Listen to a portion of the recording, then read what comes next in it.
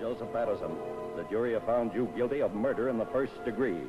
Have you anything to say before the court imposes sentence? Yeah, I got something to say. I just want to tell my friend Mr. Stoll that he's got something coming to him, and he's gonna get it. The court will remind the prisoner the district attorney has but fulfilled the obligations of his office. It is therefore the sentence of this court that the defendant shall be put to death during the week beginning June 2nd, 1938, in the manner and place prescribed by law. You are remanded to the custody of the sheriff. Edward Hennessy, Associated Press. This letter will admit you to the execution as required by law of Joseph Patterson, the State's prison, the night of June 4th. Check? Okay. Okay, Hennessy, move on in.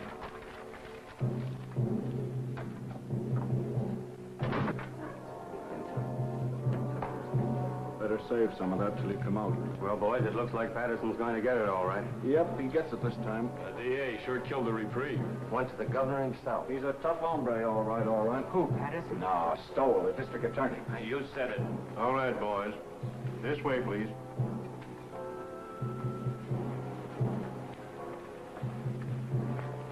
Is it true that they smoke when Don't think about it, Sonny.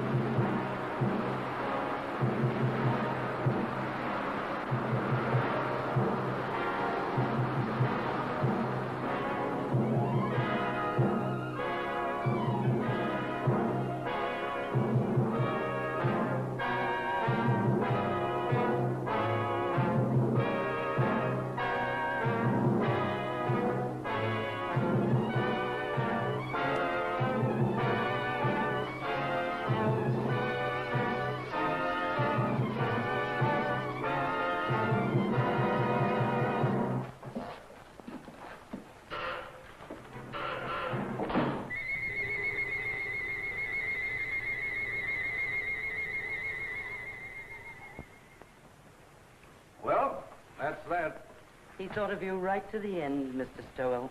Welshers, Sharpie, Welshers, they're all Welshers. You'd think life owed them something. This Patterson bumped off 4 himself, and how many others he's had knocked off I couldn't even guess. But when it comes time for him to pay off, look at the squawk he makes. Well, we can check off another on the old adding machine. 11 in 18 months. We're making progress, Sharpie, making progress. We'll have this town lily white the first thing you know. I wish you'd get rid of that hideous contraption. It gives me the willies. I'm not being too impertinent. Just an old Chinese custom, Sharpie. Chinese? You sound more like an Indian, if you ask me. An Indian counting scalps. It's my job to count scalps. It's still a life for a life, so far as I'm concerned, and will be till they rewrite those law books over there. For you, Miss Sharp. Oh, thank you, Sonny. You're welcome, Sharpie. The governor returned the record of the Patterson confession. I'd like to have seen his face when they listened to it. Patterson didn't have a chance. Through with it? I'll take it home and put it with the collection. I should think you'd have enough of them now. Don't be unkind to me this lovely morning, Sharpie. What about the mail? Oh, nothing much. Another clipping from the Tattlers column. Another one? Not a boost this time. Or maybe it is. I never can tell about those things. Read it to me. Not at all, you gossips. Not at all. The wife's boyfriend has the DA's okay. Are you suspicious, Sharpie? No. Oh, Phil's a nice youngster. And you wouldn't have me keep a lady chained up in a vault at home? Or would you? No, except that I've heard that husbands should go home once in a while. And I've also heard there's more to life than crime. You certainly keep your ear to the ground. And I've also heard that tonight, if I'm not being too impertinent...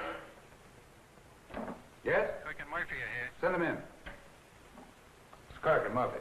They've been working on that telephone thread. Yesterday's... We traced that call, Chief. Hello, Sharpie. Came from a drugstore over on Christopher Street, but there are no guesses. A lot of Patterson's boys hang out in the joint, but you can't pin it on any of them. It's a pay station. Everybody on the street uses it. Yeah, going all the time. Better forget it, Kirk.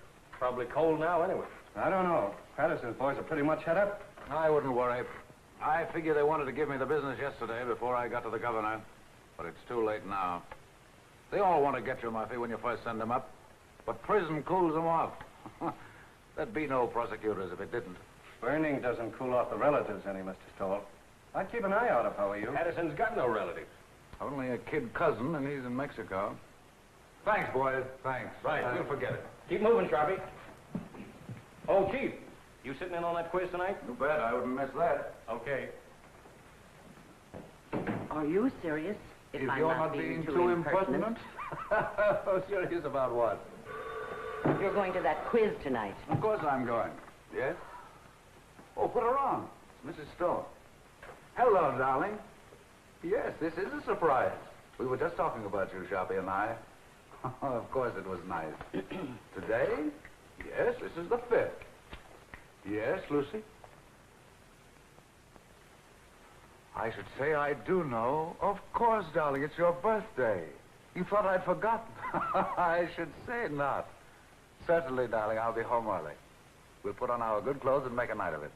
Dinner in the theater. That's right, Lucy. And darling, there's a package on the way, but don't open it till I get there.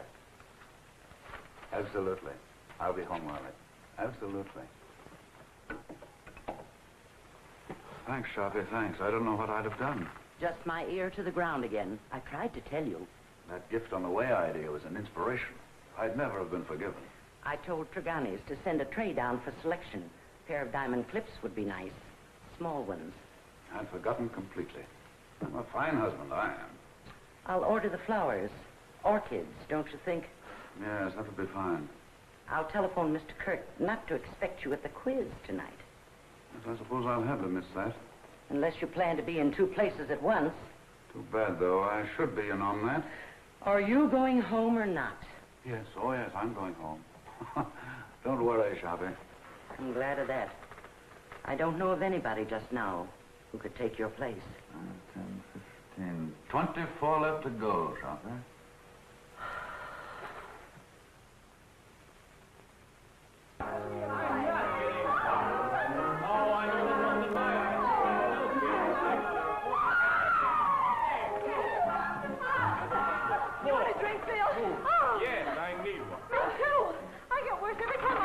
You couldn't. Don't let him kid you, Liz. Thank you, Creola. I didn't know, Miss Stowell, if you wanted the ice melted or not. Oh, no, Creola. I think it's better this way. Thank you, ma'am. I can't believe it. She's marvelous.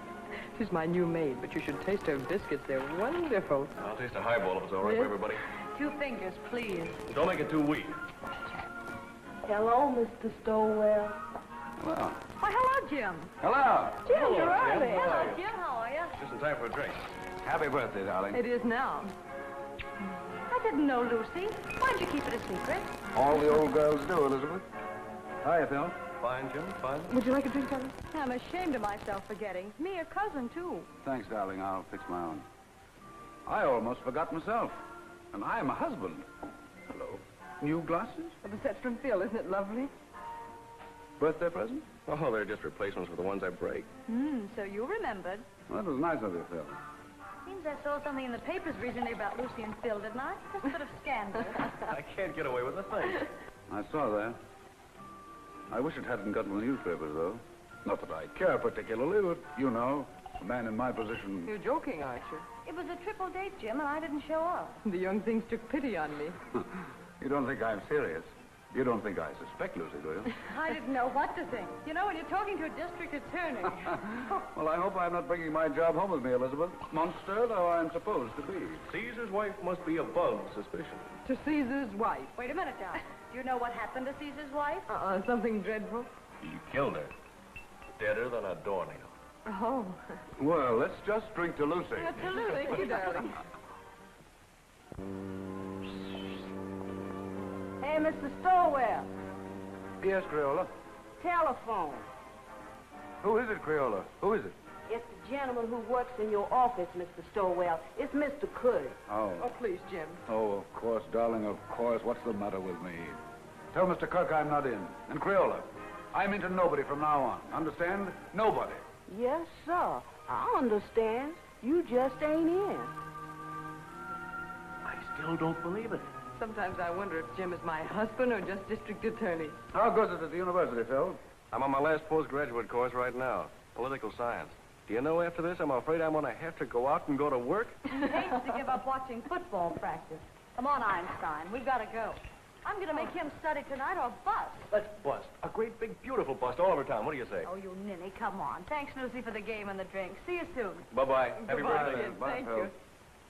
Good-looking pair of kids. Nice, too. I wonder if they'll ever get married. Mr. Stowell, I told the gentleman you said you wasn't in, but he didn't believe me, Mr. Stowell. He says to tell you it was important, and to tell you that the cousin from Mexico was in town. But he didn't say what cousin, Mr. Stowell. That's all right, Crayola. Thank you. You're welcome. What does that mean, Jim? The cousin from Mexico? Nothing at all. Kirk shouldn't bother me here with details. Well, we'd better go along then. We'll have to hurry if we're going to dress. There's no place to hurry to when I'm with you. Darling.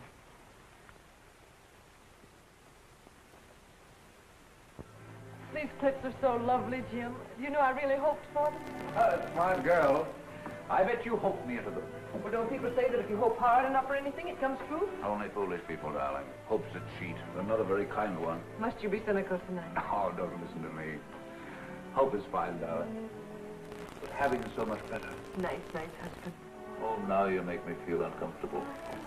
I've got a confession to make. The clips weren't really my idea. No, Sharpie thought of it. In fact, Sharpie thought of your birthday. Oh, Jim. Oh, it's the awful truth. I forgot. Well, I wouldn't let it bother me. Sometimes I wonder how you manage to remember as many things as you do.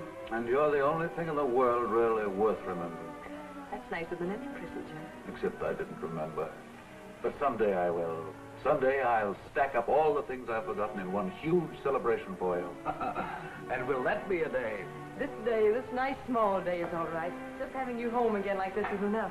I haven't been anywhere. I know, but it seems you're never home anymore. Never? Well, almost never.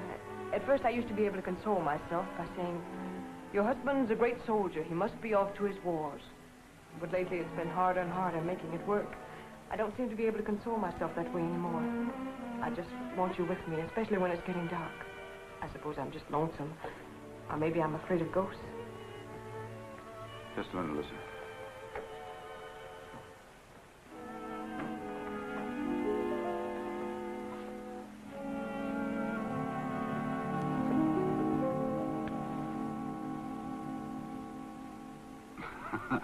Just in case of ghosts. Jim, must you carry a gun even on our night out? It's nothing, darling. What the well-dressed man must wear. That doesn't sound like you, Jim. I know you're just trying to put my mind at ease, but you didn't used to joke about things like this. It's nothing, Lucy, I promise you. But it isn't nothing. When you scolded Liz this afternoon when she was joking about Phil and me, you said you didn't want to bring your job home with you. Now you are bringing it home with you. You really mean it, Lucy? Well, look, Jim, we can't even go out on a birthday celebration without your being armed. I'm sorry, Lucy. But it isn't as serious as you think. The gun has made everything sort of melodramatic. But I didn't realize that I was bringing the job home with me. Sharpie accused me of it, but I wouldn't listen. I've been wrong. I stand convicted. Pardon me, Governor, and I promise it won't happen again. But it isn't just the gun, Jim. I know, darling. It's me. It's the job. It's everything about Faith. Yes, Crayola? These just come. Orchid. Oh, this is my birthday. Jim, you're a darling. You're a considerate, impeccable husband. And I'm ashamed of myself for saying the things I did a few minutes ago. Now I'm caught again. Caught? Sharpie thought of the flowers, too. Oh, dear. Well, anyway, this is my birthday. I'll try to think of something original before the evening's over now.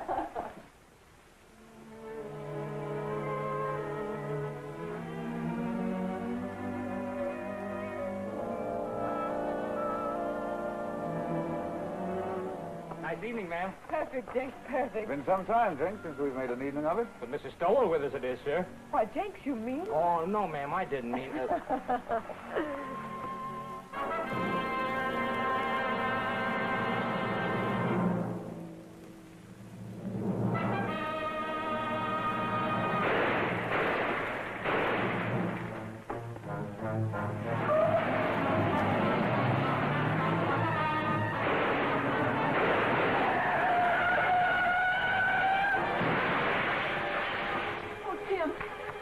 Jenks, call an ambulance.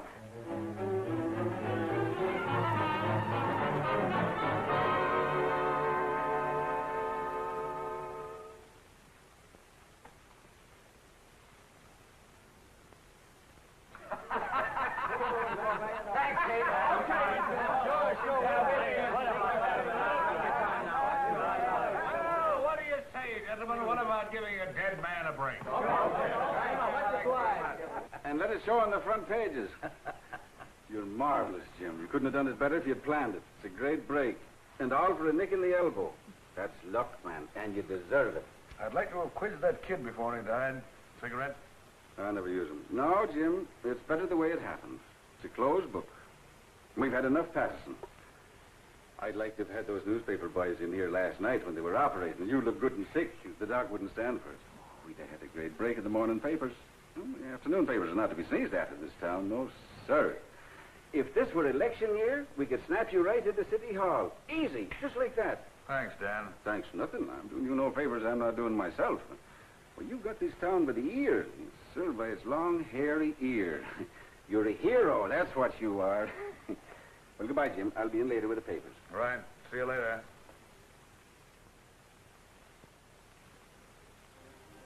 They've all gone, darling. Enjoy your walk? Oh, yes, Jim. While I was walking, I did a lot of thinking. An awful lot, Jim. Bad for your complexion, darling. I heard those reporters talking coming out of the elevator.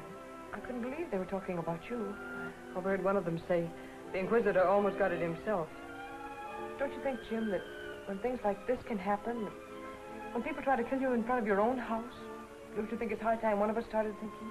I've been thinking myself, Lizzie. Quite a lot, too. But I mean about us, Jim. We've got to do something. Hardly ever seen you as bad enough, but when... I know. I've become a regular headhunter, as Sharpie says. Does Sharpie say that? All the time. Says I've become a maniac. Says everybody's a suspect with me. Everybody's a potential criminal. Says all I live for is convictions and executions. I never had the nerve to tell you. You didn't have to tell me. I knew it. Knew what you were thinking, too. Did you really? Really and truly. Yes? Who is it? Oh. It's Mr. Kirk. Do you want to talk? Yes, Auntie. Yes, Kurt? Fine, fine. No, I'll tell you what to do. You handle the office yourself. That's right. No, it isn't that. I'm fine. Perfect. No, Mrs. Stoll and I are going away on a trip. 3 or 4 weeks. We haven't worked it out yet. Maybe Canada, maybe California, maybe Europe. I've never had a vacation, and there's no telling where we'll end up. Thanks, Kurt. Thanks. Goodbye. Do you really mean it? Absolutely. We both need a vacation, Lucy. We both need to renew our old acquaintanceship. Oh, Jim. Yep. You know, that trip we've been saving up for our old age? Or the one we were going to take for a honeymoon and didn't? Or any of those trips we should have taken and never did. All right, darling? I can't believe it, Jim. I really can't. Will you start believing right now? Land of the midnight sun, Arabia, the blue Mediterranean, in old Quebec, Australia, the Riviera. Where would you like to go, Liz? Cairo looks pretty good to me. Why not 2 weeks of salmon fishing in Alaska?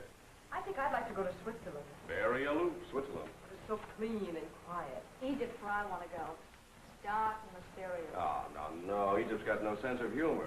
I don't want anything dark. I want sunshine and snow and everything white and blue and glistening. Listen to me, will you? I'll be happy if we ever get anywhere. I still have to pinch myself to make sure I'm awake, and I'm very careful not to pinch too hard. I really can't believe it. I really can't believe it. A bracelet to match the lady's birthday clips. Your clips, Sharpie. How they've been gnawing at my conscience. I had to think of something myself, or I wouldn't have enjoyed a moment of the trip. So you're really going? I have to, Sharpie. I have to. I haven't been myself lately. I've been somebody else. You're not telling me anything. I've got so lately, I'm suspicious of everybody. Why, I'm suspicious of you, Sharpie. I'm even suspicious of myself. I third-degree myself. I put myself on the stand. I find myself turning around quickly to see if I'm the man I think I am. What did you say to that, Sharpie? I'd say you weren't going away a moment too soon. Right, Sharpie. You're always right. So I'm going. The moment I go out of this office, I'm gone, you understand? And you don't know where to find me. Yes, Mr. Kirk. No, Mr. Kirk, he's not in the office. I see. A murder. But I know... I imagine it must be sensational. Of course. I know. Yes, Mr. Kirk, if he should come in, I'll have him call you immediately. Goodbye. And don't call me Sharpie. The sins you have on your soul, Sharpie. I'd run if I were you. I'm running. Thanks, Sharpie. Goodbye. Thanks. I didn't think you had that much sense. If If I'm you're not being too impertinent.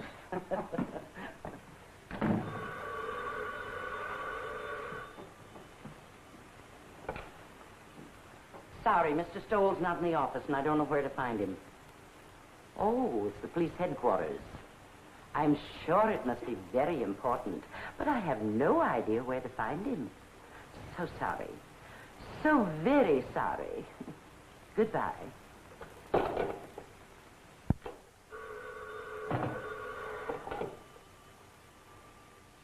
Sorry, he's not here, Captain.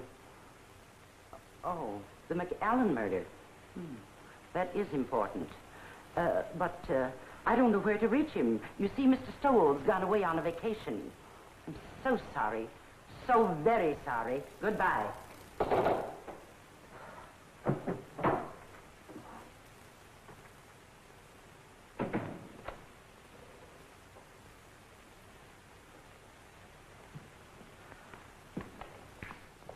Hello, Sharpie.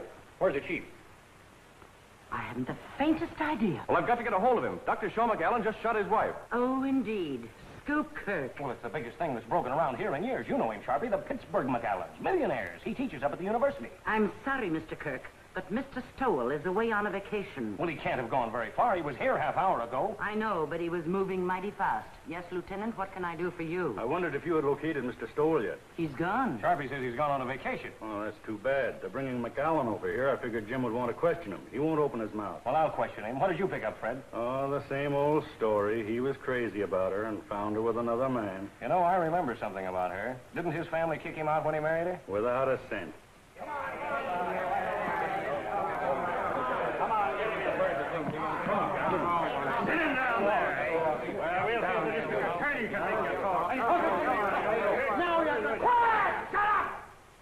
I think I'll be going now, if you gentlemen don't mind. See if you can locate the chief. Now, Mr. McAllen, spill it!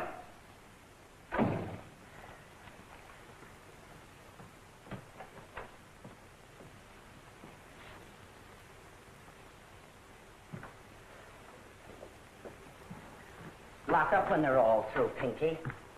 And put the cat out. Okay, Sharpie.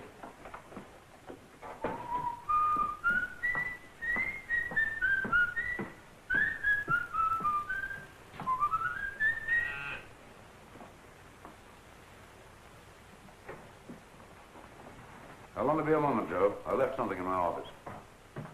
And you remember nothing, Dr. McAllen. But you shot well enough to kill. A precise, deadly shot, Dr. McAllen. Are you sure you don't remember that? Your silence has no point, Dr. McAllen. When you shot to kill, when your gun spoke, you spoke. It's too late now for silence, Dr. McAllen. You're an educated man. You know men have been shooting faithless wives since time began. No, Mr. Kirk. Just a moment, if you please. Gentlemen, if you'll be kind enough, I'd like to be alone with Dr. McAllen for a moment. I can imagine the strain he's been under. Would you be kind enough to leave us alone for a moment? Okay, Chief. Thank you.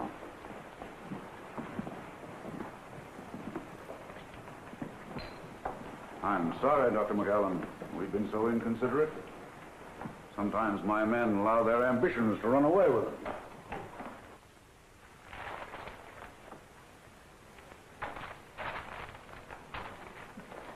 You better sit down, honey, and rest your feet. I caught myself doing that once unaware, and I was wore out for a whole week.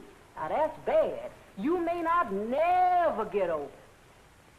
It'll do you good to get the whole thing off your chest. There's no use of talking, Mr. Stoll. There's no use of anything now. Would you like a cigarette?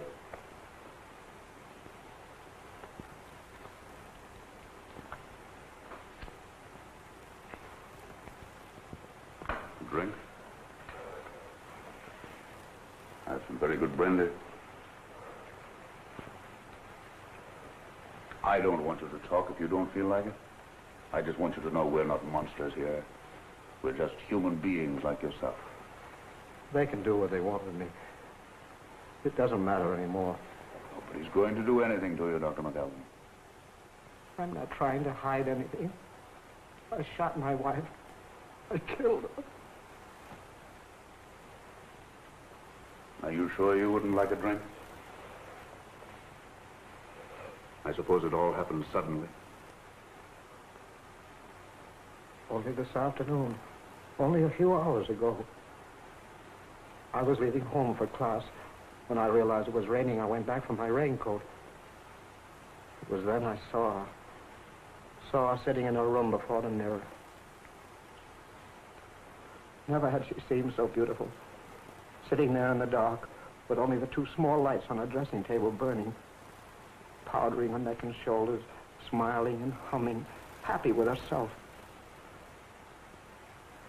Never had she seemed so beautiful as at that moment, with the mirror light shining up on her face, and the rain beating on the window behind her.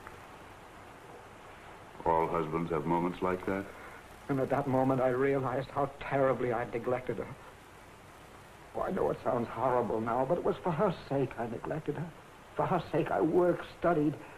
I wanted her to have good things, and we were poor, very poor. I understand. You watched your wife before the mirror. And as I watched her, I said to myself I would never neglect her again. And then I tiptoed across the room to the dressing table. With her humming, she didn't hear me. I leaned down quickly and kissed her. Instantly, the moment I kissed her, she shivered. Her flesh became goose-pimply as with cold. I saw her face in the mirror looking up at me, and all its happiness was gone. On it was a look of revulsion. I was speechless, stunned. I see. The Japanese have an expression. A woman tells the truth to her mirror. And then she recovered and looked up at me and laughed and said, "You should know better than to ruin a lady's makeup." She began to powder the spot on her neck where I'd kissed her. And she got to her feet and kissed me on the cheek. "I've got to run along," she said. "I'm playing bridge at Sonia's. I'll see you for dinner." She ran out. I stood, still speechless, and watched her go. I see. And that was how it began. My brain was on fire. I was sure there was only one explanation. She was making herself beautiful for some man, and she was going to him. She wasn't going to Sonia's. I followed her in the rain. And what finally happened, Dr. McAllen? I killed her. I know, but the circumstances. It's all unreal to me. All blurred. I was blind, insane. I saw her enter a house. I went to a window. I saw her run into a man's arms. The fire in my brain became a fury. I didn't realize I'd drawn the gun. I didn't realize I'd fired it. Until I saw her body crumble to the floor. And then I knew I'd killed her. In that instant, I knew I'd lost forever the one thing in the world I loved. It's my fault. My stupidity. My neglect.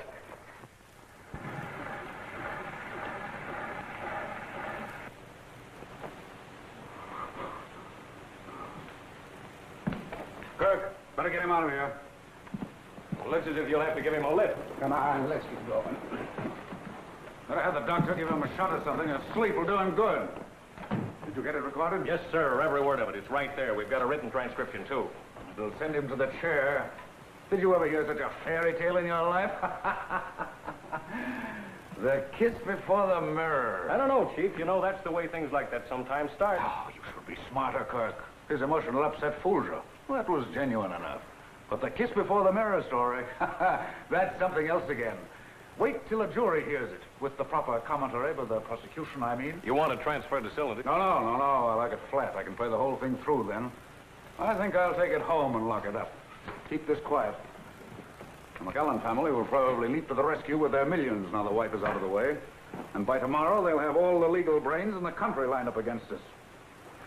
They'll repudiate the confession. They'll repudiate it, all right. But if we don't mention it, they won't worry about it. That is, until we spring it. And I have an idea something can be made of it at the right time. It's going to be a battle. I won't say a word. Oh, you wanted this. Oh, that's something else.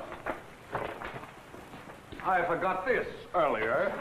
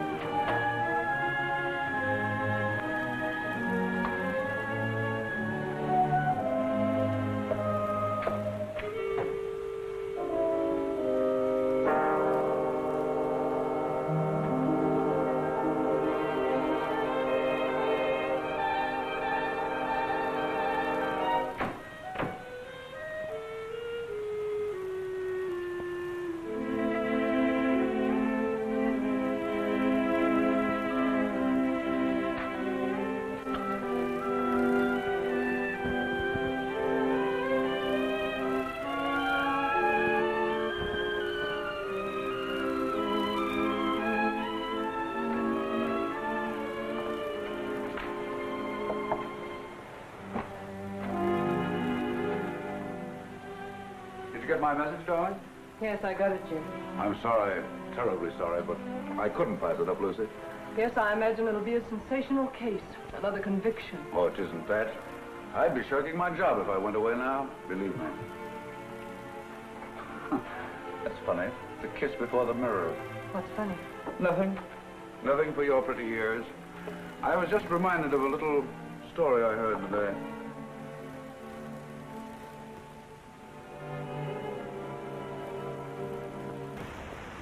Tomorrow to defend McAllen. Famous criminal lawyer engages family rallies to professor's aid. So they've hired Dave Morrow. When McAllen millions begin to talk. Believe me, they'll have to talk pretty loud. Boys down the street this noon are saying he'll buy his way out. I'd like to see someone try it. This is one case I'm going through with to the limit. I can understand some bohunk full of booze on a Saturday night cracking another mug's skull over a crap game. But these polite, sensitive murderers, these sophisticates like McAllen deserve no quarter. And they'll get none from me. Imagine a responsible, intelligent, educated man killing another man. Oh, I've known a lot of men I'd like killed. Oh, I'm serious, Dan. You wouldn't do it. I wouldn't do it. And the last thing either of us would ever think of doing is killing a woman. Crimes of passion, psychologists call them. Crimes of decadence, I call them. Luxuries, indulgences. Yes? Kirk is here. Send him in. Well, Jim, I've got to run. One thing is certain anyhow. This time you've got the people back of you. Up to now, you've been picking on the rank and file, those mugs and bohunks you mentioned, the masses. Now, you've bagged a highbrow, a millionaire, and it'll do you a lot of good, Jim. An awful lot of good.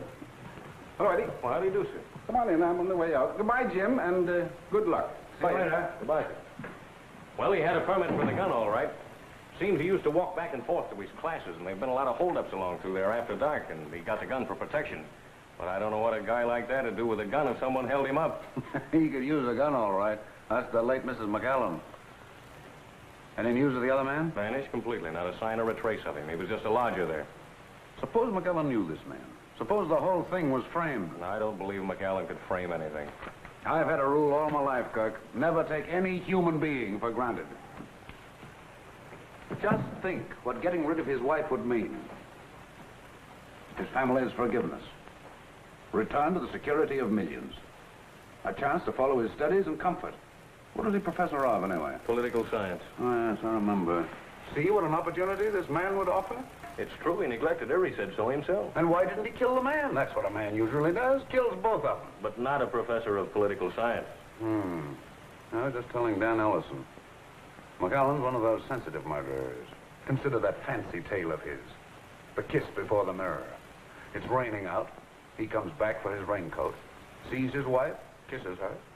She laughs at him. Suddenly he sees red. My brain was on fire.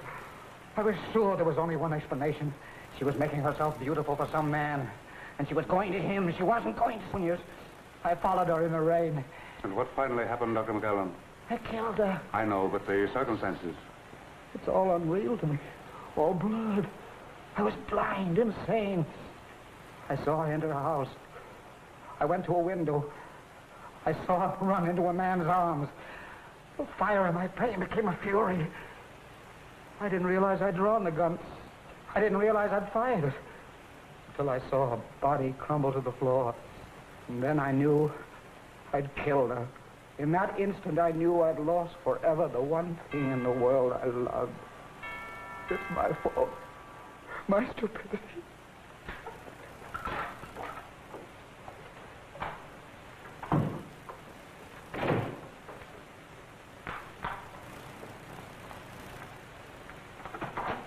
Oh, hello, Phil. Hello, Lucy.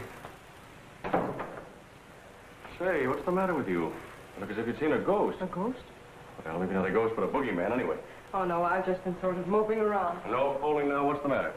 Nothing, just these early summer evenings, I suppose. I'm afraid I'm a little weepy every now and then, Phil. I'm also afraid I enjoy it. In the first place, you shouldn't sit in the dark. And don't give me that sad business about these early summer evenings. Your trip's been called off. That's it, isn't it? That's it. Sit down, Phil. I know. It's a tough break all the way around. You know, Lucy, Dr. McAllen was my prof in political science at the university. He was a great little man. I imagine he was. He was like a child, so lovable and simple. Everybody at the university knew about his wife except him. I wonder how he came to find it out.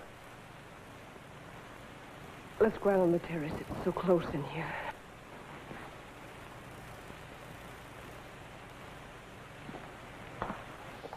This fresh air is better. You sure you feel all right? Oh, yes, I'm all right.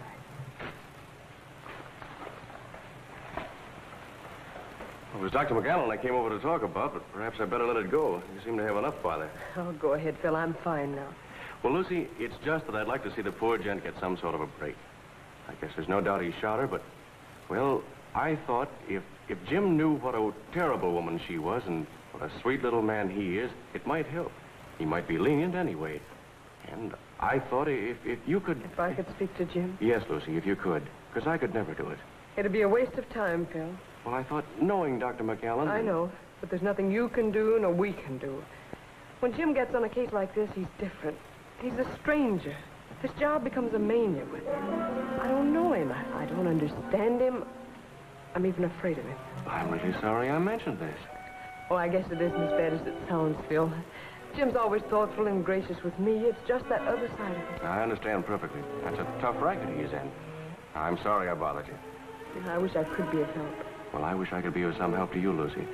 And when Jim is off on one of those cases, you know, I mean, whenever you need some laughs, why, give me a ring, will you? Oh, thanks, Phil. If ever I feel like I need some laughs, I'll do that. How's Liz? Oh, fine, fine. But she's ambitious as the devil. She wants me to get a job right now. How disgusting. It's terrible. She wants me to give up my boyhood. Well, I've got to go. Good night, Phil. Good night, Lucy.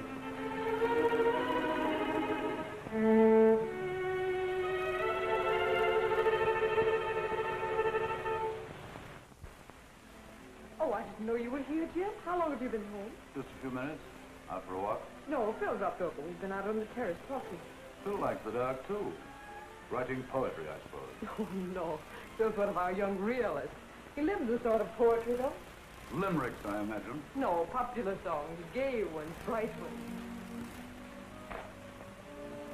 How's Elizabeth? Oh, she's fine. Phil says she's ambitious as the devil. She wants him to give up his boyhood. He couldn't mean his childhood, could he? What's the matter with you, Jim? No. Why? Talking like that. You like Phil, don't you? You always have. Of course I like Phil. It's just my evil nature, darling. I was so disappointed not to find you here. I'm afraid I'm old-fashioned. I want my woman in the house when I come home. What's got into you, Jim? I was here. Yes, I know. I guess it was just when I found you here with Phil, I was... You don't mean jealous, do you? No, not jealous. Envious. I envied him. I envy anybody who has a single moment of your time. I envy them your eyes, your voice, your presence. I even envy them your shadow. Do you know the other morning when you told me of some wild dream you had that night? How you'd gone to a masquerade and I wasn't there? Do you know, I was furious. Furious because I wasn't there in your dream. Furious with all the people who were. I didn't say anything about it, but it wasn't until I got to the office that I was myself again. Sharp is right, Jim. You are going crazy. With worship of your darling.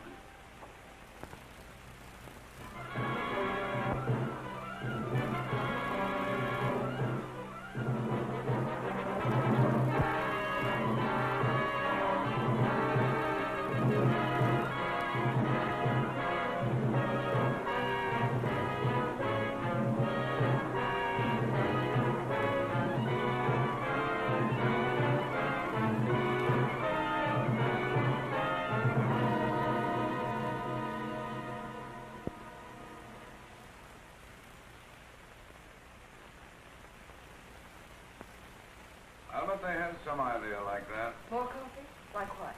No, darling. Fried rice. Using the family millions on me. I'm sure they know you better than that. Well, they're spending plenty as it is. You want another waffle, Mr. Stowell? No, thanks. You, Miss Stowell? If I ate another waffle Creole, I'd turn into one. You eat them. Oh, I can't. I'd have died. A waffle or two won't make any difference. Oh, I ain't dying for my figure. I was dying for my mind.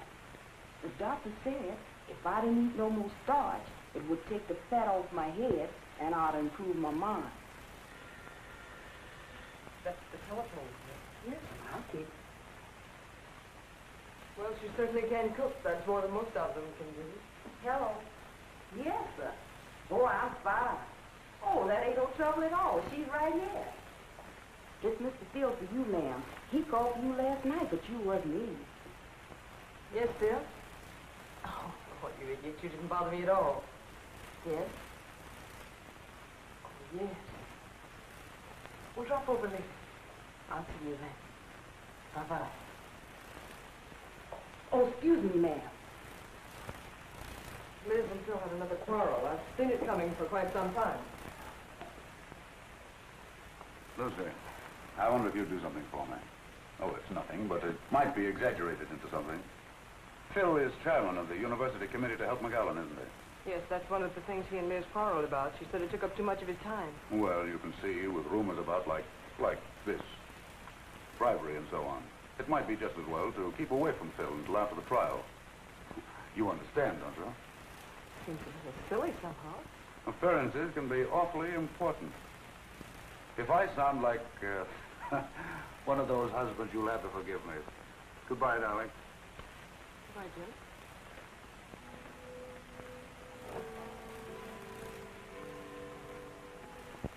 No, Dave, the job was premeditated, and I'm pretty sure I can prove it in court. Aren't you going just a little bit out of your way, Jim? I'm not just talking as his attorney when I say that he was not in his right mind. I know, you're just talking as an old friend. Now, I've defended many a criminal, and if McAllen's one, I'm giving up the profession. Believe me, if ever a man was insane, he was. So, it's insanity again, Dave. I suppose you've got your battery of psychologists and experts all lined up. And when they get through, you have McAllen fixed up so mad, you'll be asking us to believe that it was his wife who shot him. Cigarette? No. But I tell you, the man was really crazy. It's the only possible explanation. If you keep on, none of us will be responsible for anything. We'll do what we like. We'll steal, kill, anything. And if the police catch up with us, we'll just go out and hire someone as smart as you to prove it's crazy. That is, if we have the money. Now, look here, Jim. I'll give up my fee in this case if you'll play ball. Change the indictment to manslaughter with a recommendation for clemency, and we'll close the case. No, Dave, can't do it. Not and run this job as I see it.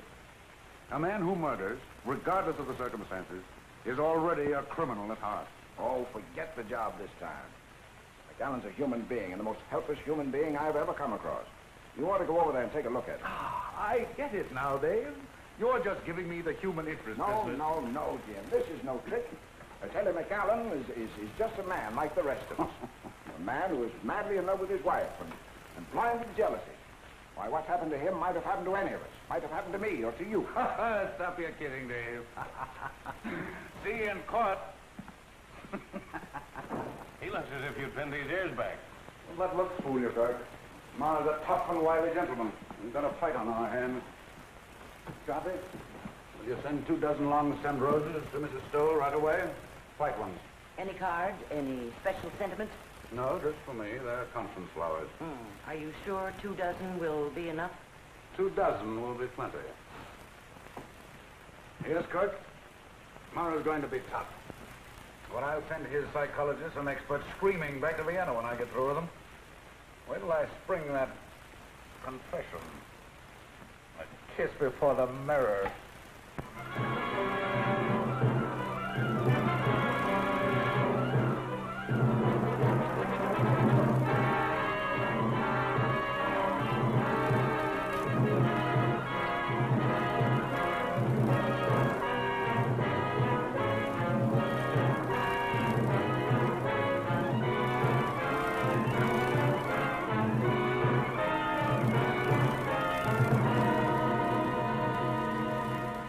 You admit, then, that you neglected your wife. You saw little of her. You were too busy with your humanitarian studies, your plans for a better world. I must ask you again to answer yes or no. Yes. Thank you. Did your plans for a better world include, by any chance, better consideration for your wife? I object, Your Honor. The question is irrelevant and interfering. Objection sustained. The district attorney will please control his sarcasm. You are a professor of political science at the university. Is that right? Yes, Your students loved you, liked your courses.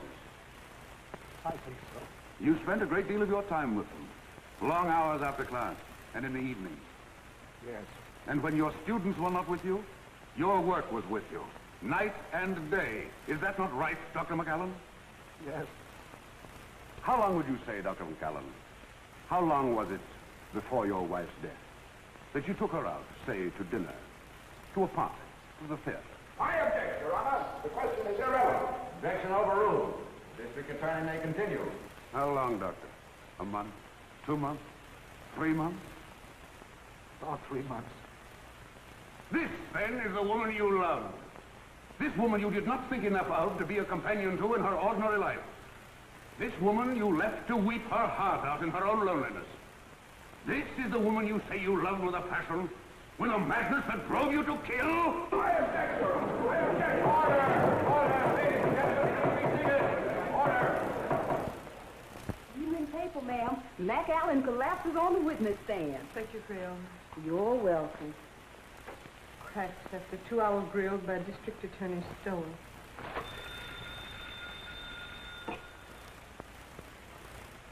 Hello. It's the telephone, ma'am. Who is it, Gail? It's for you, ma'am.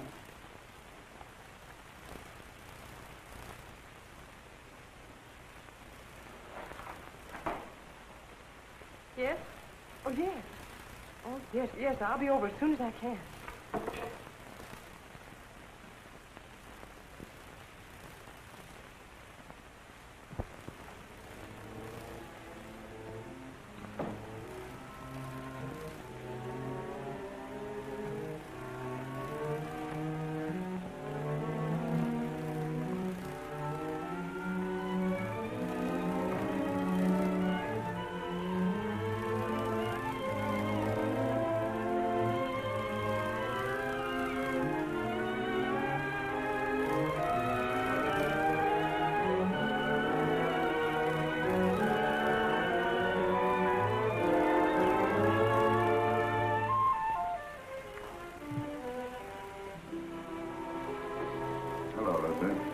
I didn't expect you home so early.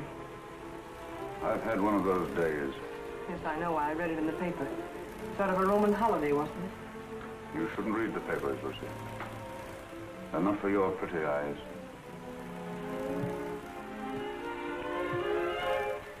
Jim. What's the matter, Lucy? Nothing, Jim. I have to go to Elizabeth's for a few minutes. I wish you didn't have to go out tonight, Lucy. I'm sorry, Jim, but I have to. I'll be back before dinner.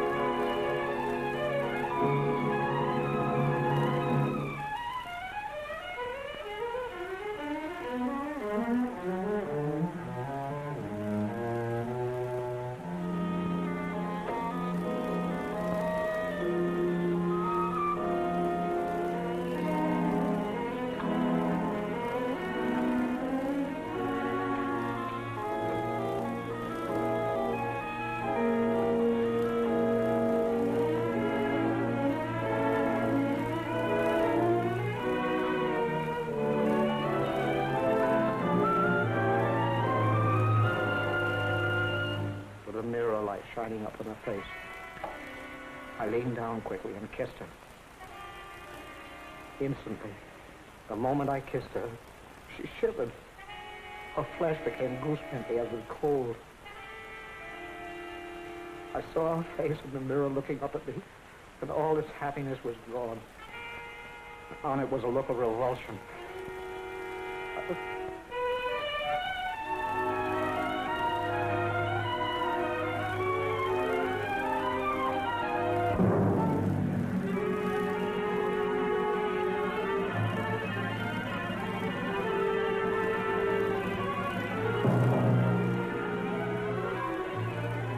wait.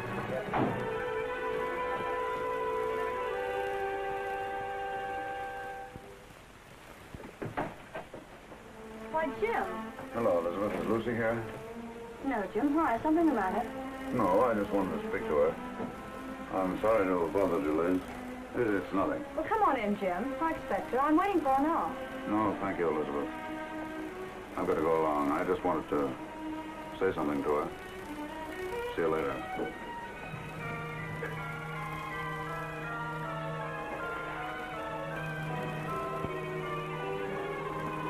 .406 Maple Drive. Yes.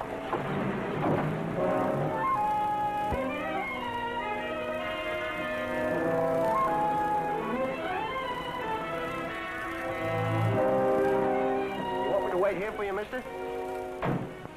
No. You better not wait.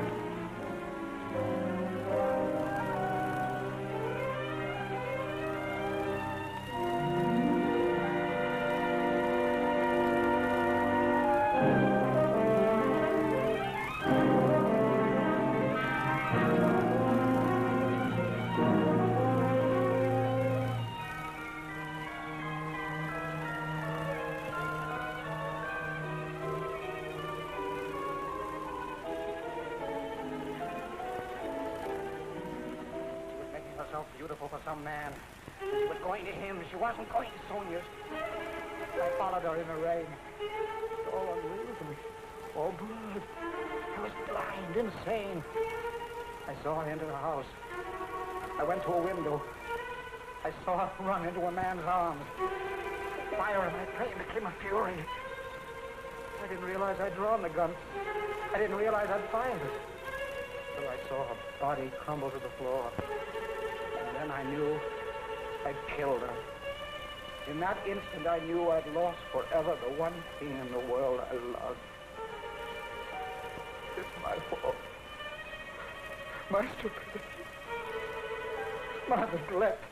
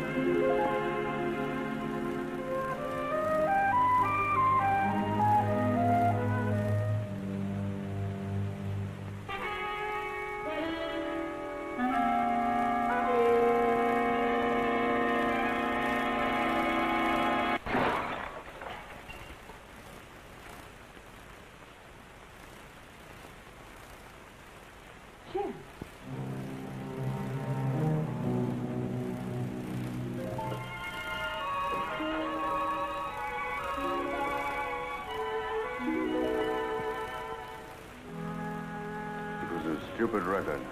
I should have bought some new ones. Liz said you were looking for me. What is it, Jim? Nothing. Nothing much. I guess the case is about getting on my nerves. I simply wanted to tell you that I wouldn't be at home tonight. I'm staying in town. Oh, I see. It's much better if I'm near the office. Yes, I suppose it is. The office is terribly important. I can get someone to stay with me here. Yes, I'm sure you can. See you tomorrow.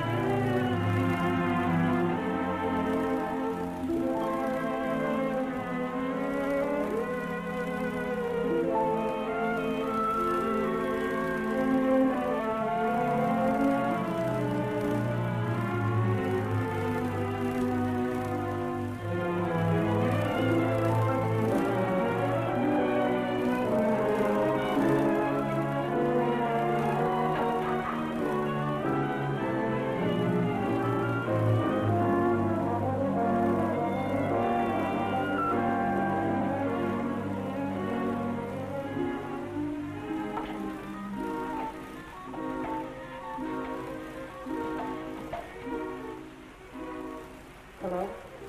Hello, is that you, Phil?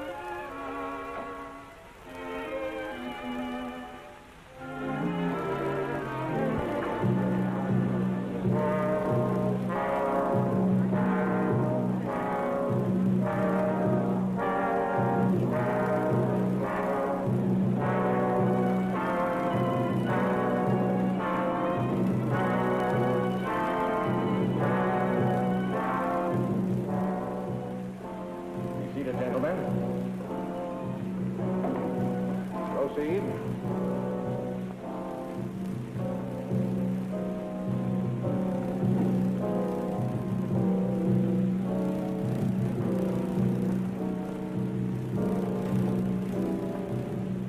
Chief.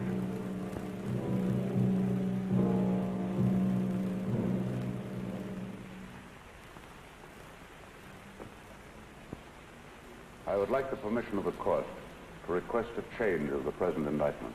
In the form in which it was returned? In its form and in its intention.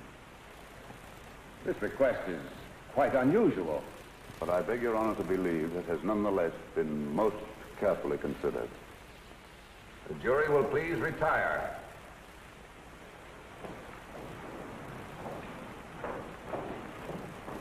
What's the matter with Stoll today? Can't figure it out, unless he's got a new act. He looks as if he's ill. I do hope nothing's happened to him. This is the only day I can come. Here's where he pulls something out of his sleeve. The state has come to the belief that the indictment of murder brought against the defendant in this case was not fairly and justly conceived.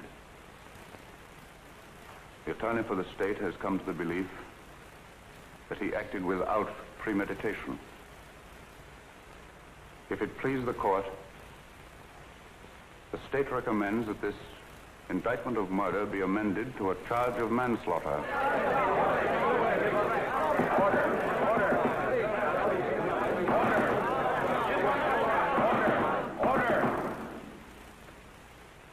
This is a serious recommendation. May the court ask what consideration led the attorney for the state so to change his conviction? An unusual consideration. Since the adjournment of court yesterday, he has had experience with a case that, to a great extent, parallels this. In fact, is extraordinarily similar to it. And his findings in that case have urged him to reconsider this. He realizes, especially in view of rumors that have been afoot, the grave charges he leaves himself open to in making this recommendation, but he implores the court to believe that there are unimaginable moments when a man, a poor, weak man, jealous, blind, frantic, may kill the one he loves more than anyone, more than anything on earth, may kill her by some strange, tragic perversity, and in killing her condemn himself to a life of sorrow and regret. And that, not death, is his punishment. And believe him, Your Honor, it can be a terrible one.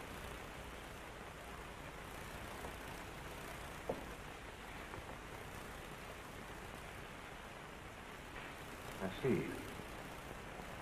I see. Please have the jury return. The McAllen murder trial was startled into an uproar today by District Attorney Stoll. In a scene of unprecedented excitement, the McAllen trial came to an abrupt and dramatic close today. District Attorney Stoll asked the court that the first-degree murder charge be withdrawn. Well, it looks as if you're finally getting away on that trip, Mrs. Stoll. Something like that, James.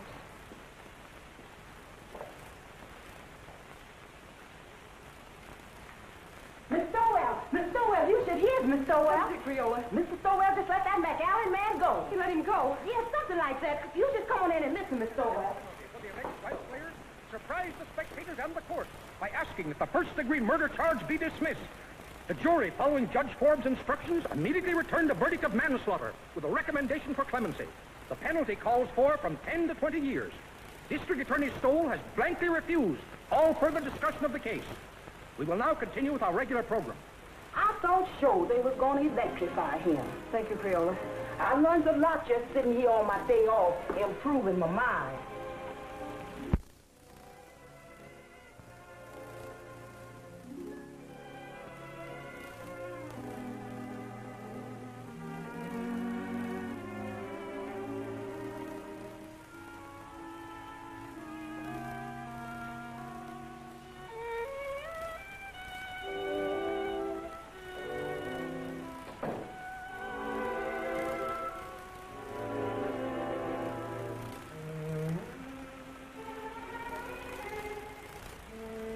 I saw drinks outside. I know it's too late for regrets, Lucy. I've been mad. Mad. There's no other word for it. No other explanation of my selfishness and stupidity. You've always been generous, Lucy. And before you go, I'm going to ask you one last great kindness. Won't you let me start all over again? Not here in this house. Not as your husband. Not even as an old friend, but just as if we'd only met. Strangers, meeting for the first time. Like that first snowy day in New Haven. And let me try to win you back. I don't know, Jim. When you walked out last night, it seemed that your job, the prosecutor, had won. Believe me, Lucy, I didn't know. I didn't realize what had happened between us until yesterday when I saw you sitting before the mirror. When you kissed me? Yes, when I came home. I hated you then. I just read your cross-examination of McAllen and how he collapsed on the witness stand. And you seemed to me more of an executioner than an attorney. I know. I understand, Lucy. And afterwards, when you left the room, I realized the truth for the first time. Hello, folks. I want you all to meet the young lady's husband. We were married before breakfast. Oh, Liz, I'm so happy. I don't know what I'm crying for. Come here, bride. Kiss Mr. Stoll. After all, it was his wife that did it. That's right, Jim. He was really going to run out. Don't I know? When I was over there last night, he had his bags all packed. My bag, you mean? All the happiness in the world, Elizabeth. Thanks, Jim. I don't have to wish you happiness, Phil. You have it. Thank you, Jim. I hate to admit it in front of two women, but I think you're right. Thank you, sir. Oh, Jim, isn't there a bottle of wine on ice? Not now, Jim. Save it until we get back. Come on, Victim. We've got to run. On to Niagara Falls. To Niagara Falls? Phil insists. He wants to be different. We're going to drive up in the flivver, and I tie the tin can and ribbons out all by myself. And he's made one of those just married signs, too. Didn't I read somewhere about the bridge over the falls being done? Well, we can still send postcards. That was a marvelous thing you did today. You're a great man, Jim. Hardly. I just came to my senses, that's all, Phil.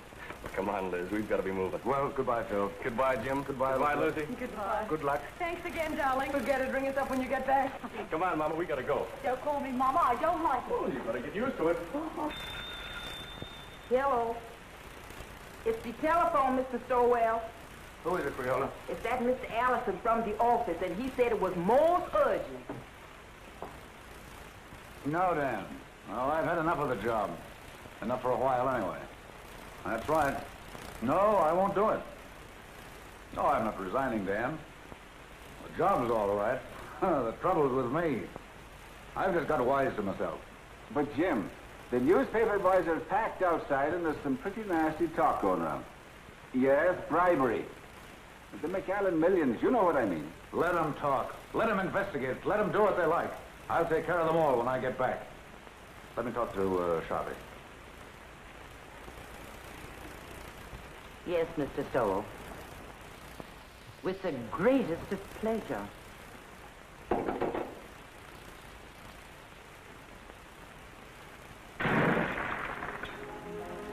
That's my little good deed for the day.